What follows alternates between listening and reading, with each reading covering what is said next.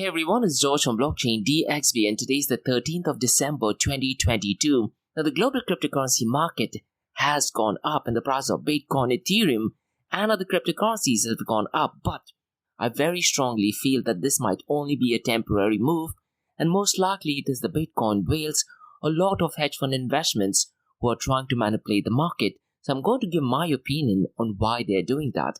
Now the massive news that is going on in the cryptocurrency world is about the legend Sam Bankman-Fried has been arrested, and we'll go ahead and explore if there is any legal loophole that he's trying to avoid, because today, that is the 13th of December, he was willing to give testimony to the United States Department of Justice.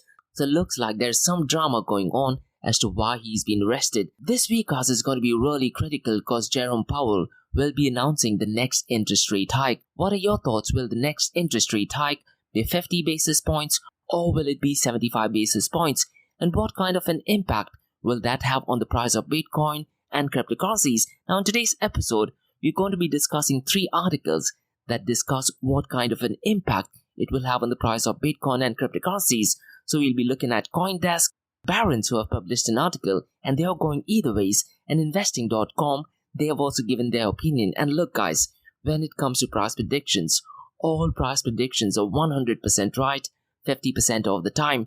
Now so far as the technical analysis is concerned, every Mondays, Glassnode they provide a weekly insight. Now in this particular episode, we're going to be discussing what they have mentioned throughout the entire year, which is a bit strange because they haven't mentioned anything that has happened last week. But CoinShares, they have published a weekly blog that actually states that the sentiment is steadily improving for Bitcoin, and is that one of the reasons why the price of Bitcoin has gone up by over $1,000 since the last 24 hours. Now towards the end of the episode, we also have some NFT related news, and this is an absolutely brilliant news which is connected to Reddit, and it actually talks about the number of users that has drastically increased who have gone ahead and minted NFT. Now this is brilliant news considering the fact that right now the market is in an absolute turmoil. So far as user adoption is concerned, this is definitely brilliant news. Now regarding UAE, I have 2 news, and the first one is DMCC, that is Dubai Multi-Commodity Center. They have announced launch of its gaming center, and look guys, gaming and blockchain industry are merging pretty well, and it's great to see that DMCC is becoming a leader in this space as well. And the second news is about Realstar, and they have partnered with GDA International. So I'm going to be giving my explanation on why that is a good move and how is Dubai connected with this news. So loads to uncover on today's episode. So let's kickstart today's episode. So welcome everyone, it's 18, you're in Dubai and you're listening to Crypto and Coffee at 8, where we cover top news and information pertaining to Bitcoin, blockchain, beyond blockchain, cryptocurrencies, NFTs, DeFi and Metaverse. And how the series of episodes on the Crypto and Coffee at 8 works is, we usually cover some top news and information pertaining to the price of cryptocurrencies, some major breaking news, occasionally short and sweet news as well.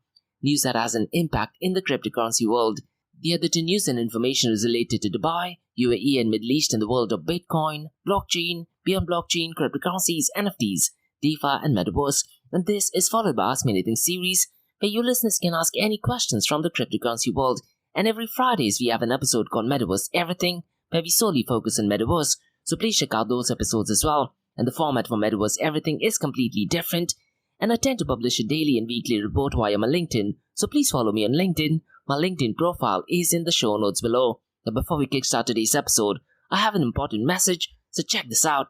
Firstly guys, Startup OI is global one-tech platform for tech. It offers global high-paying tech jobs with flexibility in working time and location, global free tech events, and tech networks to connect with global like-minded engineers. A brilliant platform to listen to the tech experts in Metaverse and to grab their insights. Now listen, all you have to do is download the app Startup OI. If you're using an Android version, go to Google Store and App Store for iOS devices. Alternatively, you can also click on the show notes below to download Startup OI. Next, guys, listen, if you're into fitness, if you're into adventure, if you want to do something wild but still want to keep your health in check, there is a new podcast in town, a podcast focusing on obstacle course race in the Middle East. The podcast is called Rise in the Obstacle Course Race, and Rise in the Obstacle Course Race podcast is a peer-to-peer community-driven podcast where they talk all about obstacle course race in the Middle East, from Sandstorm to Spartan Race, from Tough Mudder to Desert Warrior Challenge, and also the Government Gov Games, and quite a lot more. The podcast has interviews with athletes locally and internationally to get inside scoop on how athletes prepare for obstacle course race. In the podcast, they also talk about interesting stories on why they are motivated to do obstacle course race. And that's not all. They also plan to release 7 NFTs. And these NFTs are no ordinary. These NFTs will represent every emirate in the UAE. And listen guys, these NFTs are going to be absolutely massive. So do one thing, go to Spotify, go to iTunes, go to any leading podcasting platform and search for Rise in the Obstacle Course Race podcast. And finally guys, not your keys, not your crypto. If you have dabbled with cryptocurrencies and now are seriously getting to protect your cryptocurrencies, there is no better way to protect it by using a hardware wallet. And this is where Ledger Wallet kicks in. And Ledger Wallets are hardware cryptocurrency wallets made by Ledger, a company headquartered in Paris, France. And Ledger's hardware wallets are multi-currency wallets that are used to store private keys for cryptocurrencies offline. And Ledger offers 2 hardware wallets, the Ledger Nano and Ledger Nano X wallets. They are world-class experts with extensive crypto security backgrounds. They continuously look for vulnerabilities in Ledger products in a constant effort to improve the level of security. Now, in today's world, securing these digital assets is a critical challenge, and this is where Ledger kicks in. So click the link below to buy your hardware wallet and support this podcast. It is a brilliant way to support this podcast. So what are you waiting for? The link is in the show notes below.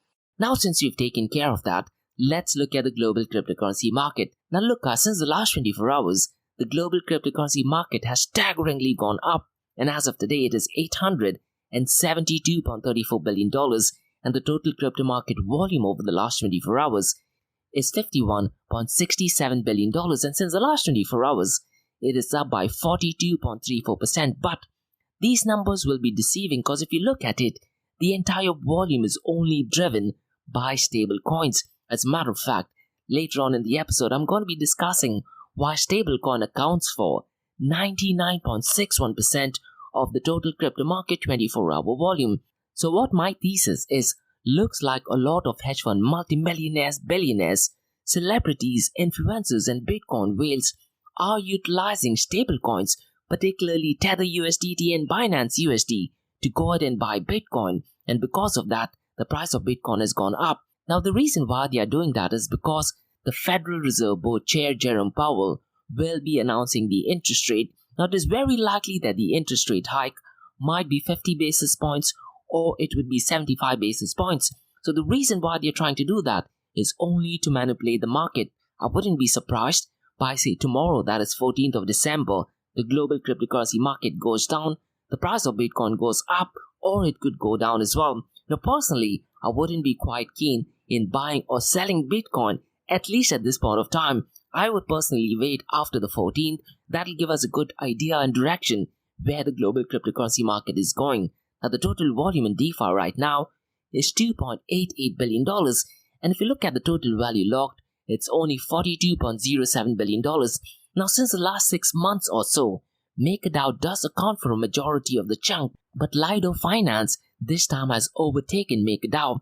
Now it's only overtaken MakerDAO just by $100 million. Now as of today, 13th of December, the total value locked in Lido is $6.45 billion, whereas MakerDAO is at $6.44 billion. So for the very first time today, that is 13th of December, Lido's total value locked is more than MakerDAO's total value locked. MakerDAO still accounts for 15.32% of the total cryptocurrency market volume. Aave is number 2nd at $3.94 billion locked. Curve is at $3.7 billion and Uniswap at $3.59 billion. The biggest worry, and I really am hoping that something scary does not unveil tomorrow or after the interest rate is announced, that is the volume of stable coins. And guys, this just might be the very first time where the total volume on stable coins is 99.61% of the total crypto market 24-hour volume. So the entire global cryptocurrency market does actually depend on stable coins, not on Bitcoin, not on Ethereum. Now it is possible that a lot of people are using stable coins to go ahead and buy Bitcoin and other cryptocurrencies. That is one of the reasons why the volume of stable coin is up, but stable coin should not account for 99.61% of the total crypto market volume. And if you are looking at stablecoins, out of the $51.47 billion, Tether USDT accounts for $36.37 billion. But the biggest change is Binance USD, and Binance volume is at $10.73 billion, and Circle USDC's volume has very marginally gone up by $3.72 billion. So the major reason for this hike is Binance USD's volume. So it's got to be really interesting to do some kind of forensic investigation or analysis on Binance USD and check, is it because of Binance USD the price of Bitcoin and Ethereum has gone up? Now, I really am not hoping that there's something negative or notorious that Binance or CZ is doing, but nonetheless, these numbers are definitely not looking good, and I wouldn't be surprised if the global cryptocurrency market does actually crash after the 14th. But once again, guys, my price predictions are 100% right 50% of the time. Now let's look at the market share. 24-hour trading volume and dominance between Bitcoin and Ethereum. Bitcoin's market share is $342 billion, and Ethereum's market share is at $162 billion. The 24-hour trading volume of Bitcoin and Ethereum is $25.9 billion and $8.60 billion for Ethereum.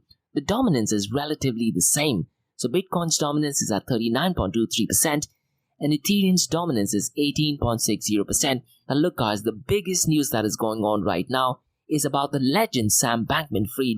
Now, surprisingly, he has been arrested. Yesterday's podcast, I did talk about Sam Bankman-Fried, who was willing to do the testimony with the US Department of Justice. Now, really, I'm not sure why he was arrested all of a sudden.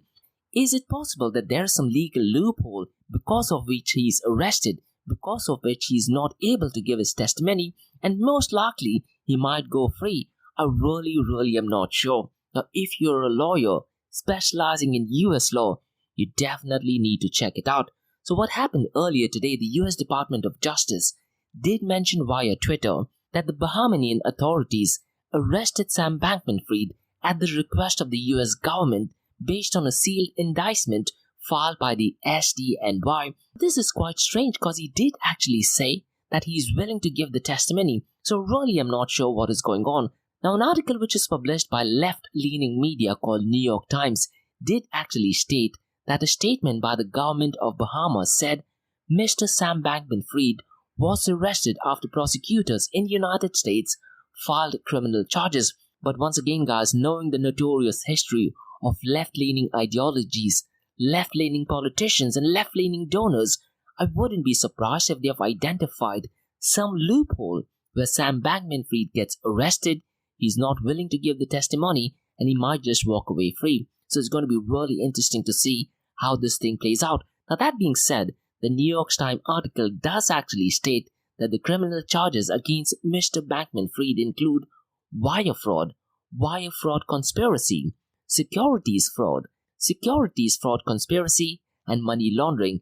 And this was said by a person with knowledge on the matter. These criminal charges might be extremely dangerous for Sam Bankman-Fried, but why was he arrested? And this move might be a bit strange because yesterday he was willing to testify in front of the committee. So really, I'm not sure what is going on. Now listen, guys, if you're a legal expert in US law, particularly dealing with criminal cases, mention your thoughts and suggestions in the comments below. Now, another massive news that is going to take place tomorrow is the Federal Reserve Board is going to announce the interest rate. Now today, that is the 13th, the Consumer Price Index report will be out. That might give some indication what Jerome Powell will be talking about tomorrow and what interest rate hike would he be increasing tomorrow. Now, based on that, there might be a very high possibility that the price of Bitcoin and other cryptocurrencies might be impacted.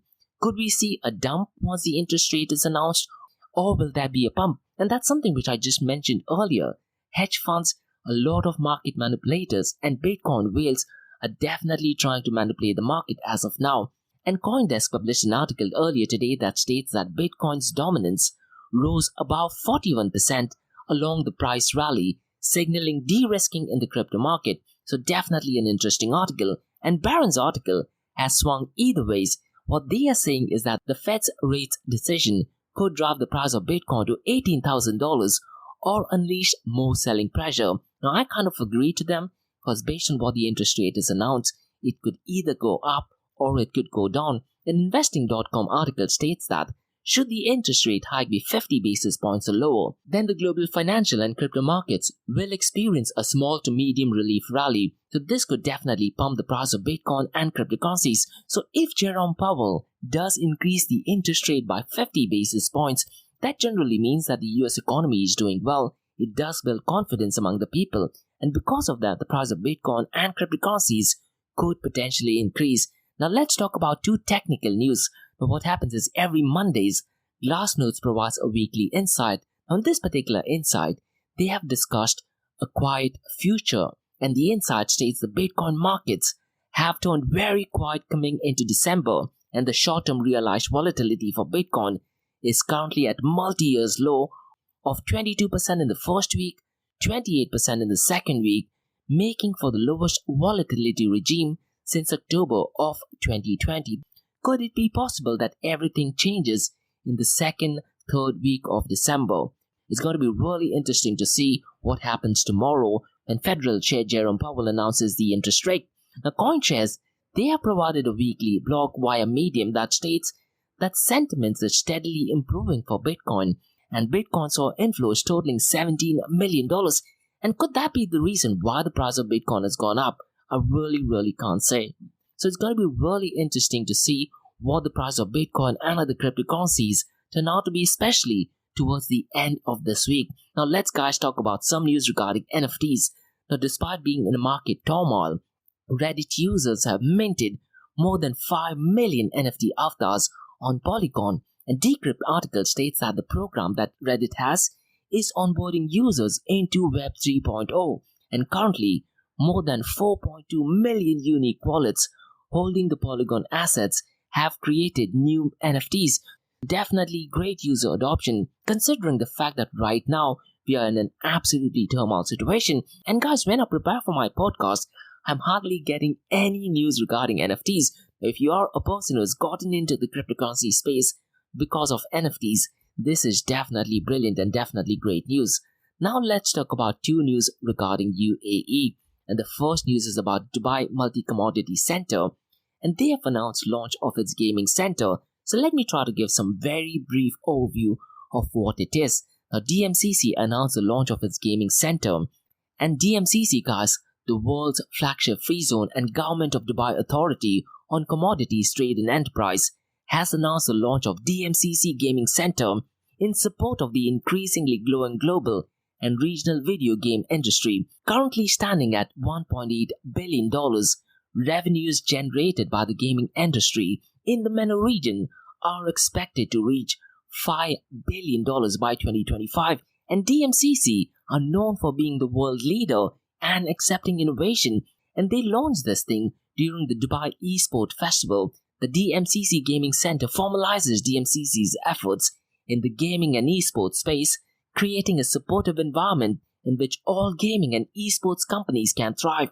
And DMCC is currently home to over 50 gaming companies, from game developers and producers to esports and tournament organizers. Look, guys, if you are someone living in Dubai and UAE, I did see a story in Abu Dhabi which talks about a world championship, a world tournament that is going on in Abu Dhabi, and this is to do with the gaming industry. Now look, if you're working in the gaming industry, you definitely need to check it out, because the DMCC Gaming Center will be based in DMCC's award-winning free zone, providing unparalleled access to vibrant community of gaming industry peers to unlock new opportunities for collaboration. Gaming companies looking to expand the global reach and connect with audiences across the world will also benefit from DMCC's fully digital setup process, world-class infrastructure, and commitment to increasing the ease of doing business. And guys, blockchain and gaming merges extremely well, particularly NFTs. There is so much of hype in NFTs in the gaming world, and under the DMCC Gaming Center, members will have access to wider esports community through regular events and esports tournaments and industry support from DMCC's ecosystem partner, Yala Esports, which is a leading esports organization in the UAE. And furthermore, members will have the opportunity to join gaming-specific acceleration and market entry programs through their ecosystem partners, that is Astro Labs. And look guys, Astrolabs at one point of time was connected with Google, and in 2016, Simon Dixon, who was one of the OGs in Bitcoin, he did have a session in Astrolabs, and Astrolabs is a leading tech ecosystem builder in the MENA region. And earlier this year, DMCC also partnered with global venture capital firm Brink to provide members with access to $150 million in funding through the accelerator program called as ZK Advancer and the Sandbox Metaverse. Now, they do have a session which is taking place on the 15th. So go to Brink via LinkedIn. And if you're someone who's working in the cryptocurrency space, particularly so far as privacy is concerned, you definitely need to go ahead and check this event. The session is completely free.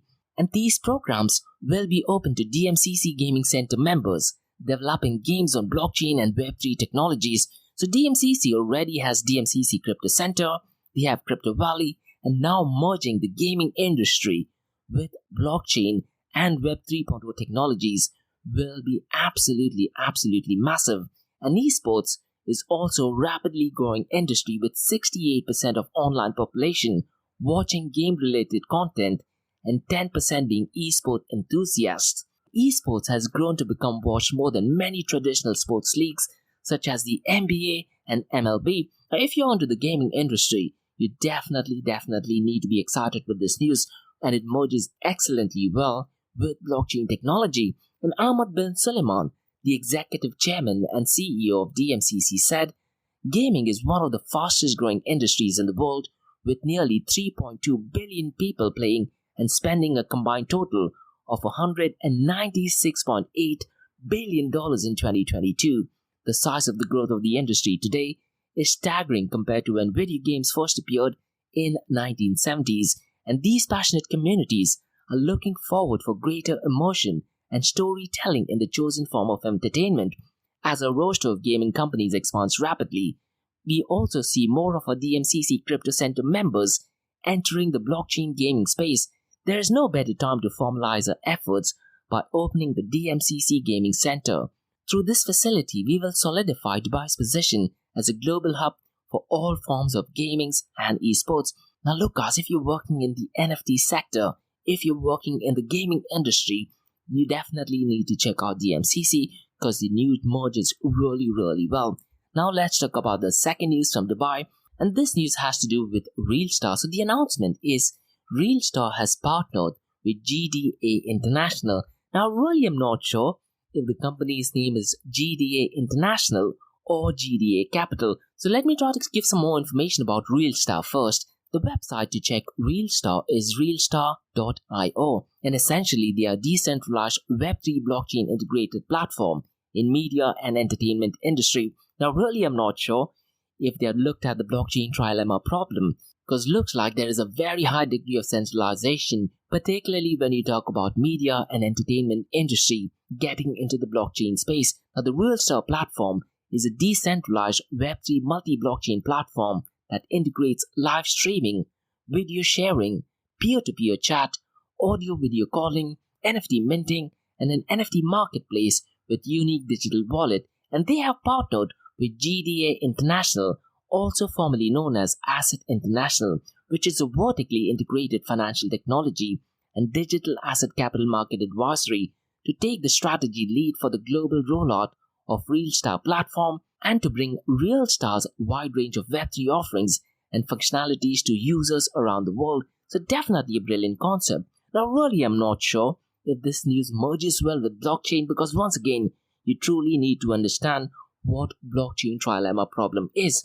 But Realstar will leverage GDA International's years of experience as a leader in digital asset strategy and tokenization to bring the multi-chain Realstar blockchain ecosystem to a global user base.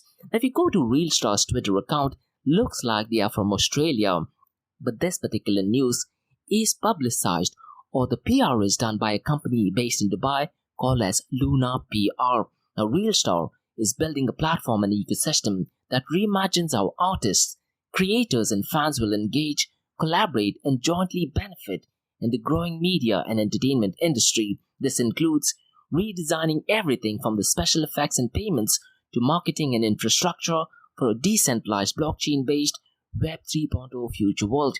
building an everything app that is private and secure, one in which artists, creators, and fans can engage in an intuitive, easy, and seamless fashion. Realstar looks to lower cost and content creation constraints while improving time to market and user engagement in a fair, transparent, incentivized, and blockchain secured fashion. Now, I really am not sure what the website for this is.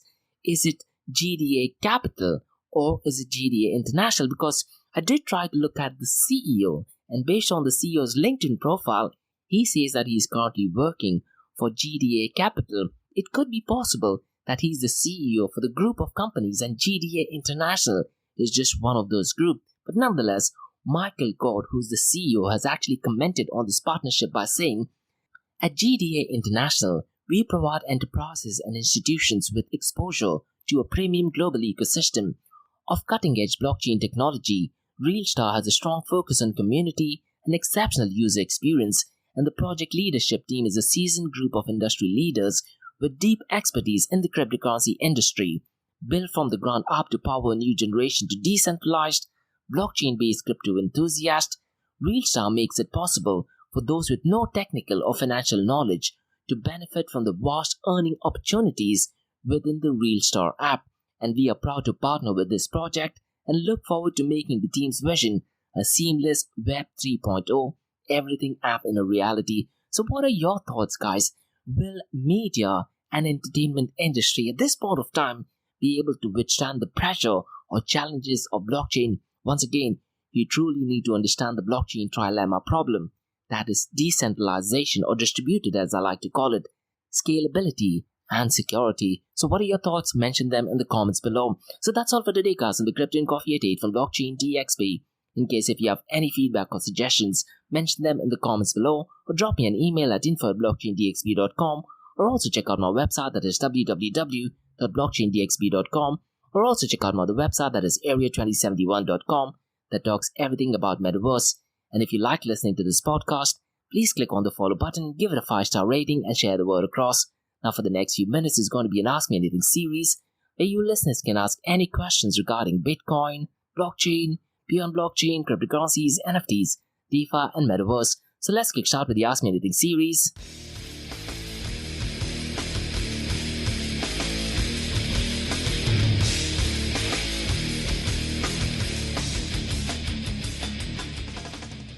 Hey everyone, this is George from Blockchain DXB. You're listening to the Ask Me Anything series, where you listeners can ask any questions regarding Bitcoin, blockchain, beyond blockchain, cryptocurrencies, NFTs, DeFi, and Metaverse. And remember, guys, Monday to Thursdays, 8 a.m. to 8:30 a.m., we have Crypto and Coffee at 8, where we cover top news and information pertaining to Bitcoin, blockchain, beyond blockchain, cryptocurrencies, NFTs, DeFi, and Metaverse. And this is followed by 2 news and information related to Dubai, UAE, and Middle East in the world of Bitcoin, blockchain, beyond blockchain, cryptocurrencies, NFTs, DeFi, and Metaverse. And what you're listening to right now is the Ask Me Anything series, where you listeners can ask any questions from the cryptocurrency world.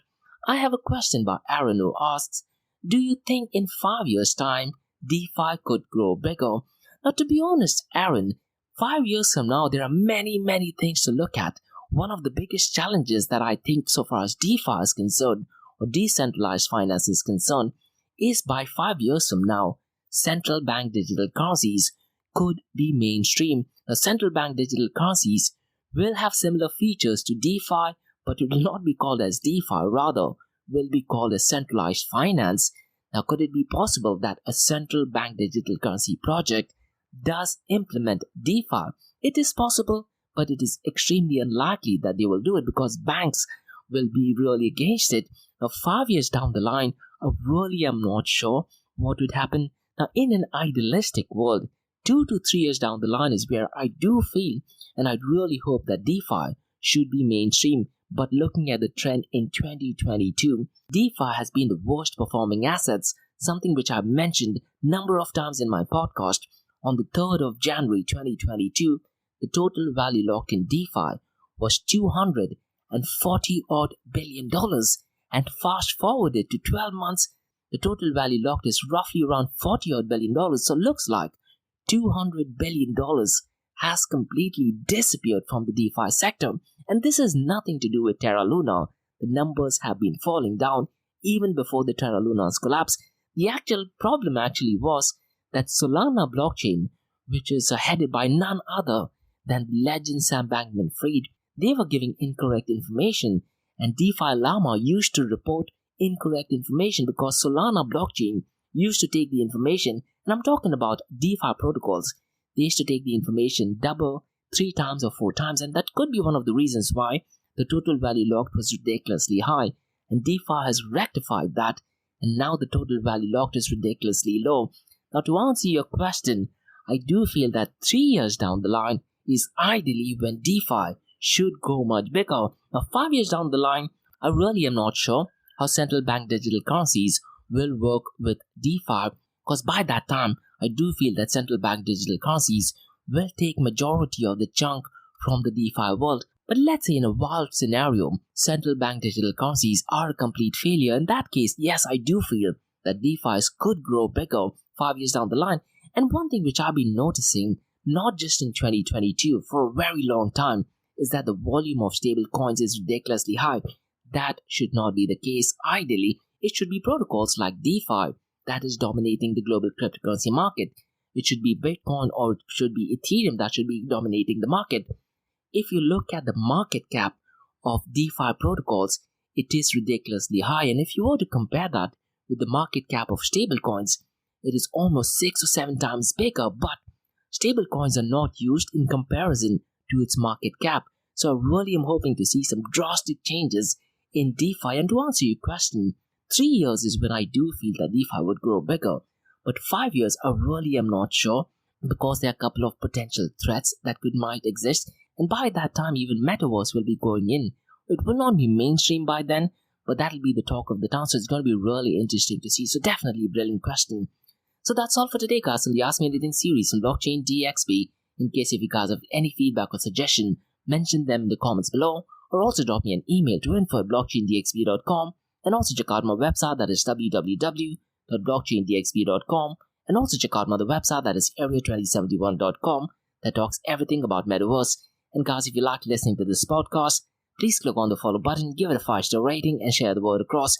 And remember, Mondays to Thursdays, 8 a.m. to 8:30 a.m. we have Crypto and Coffee at 8, where we cover top news and information pertaining to Bitcoin, blockchain, beyond blockchain, cryptocurrencies, NFTs, DeFi, and Metaverse. This is followed by 2 news and information related to Dubai, UAE, and Middle East in the world of Bitcoin, blockchain, beyond blockchain, cryptocurrencies, NFTs, DeFi, and Metaverse. And what you're listening to right now is the Ask Me Anything series, where you listeners can ask any questions regarding Bitcoin, blockchain, beyond blockchain, cryptocurrencies, NFTs, DeFi, and Metaverse. Thanks so much for listening, guys, and have a nice one. Bye-bye.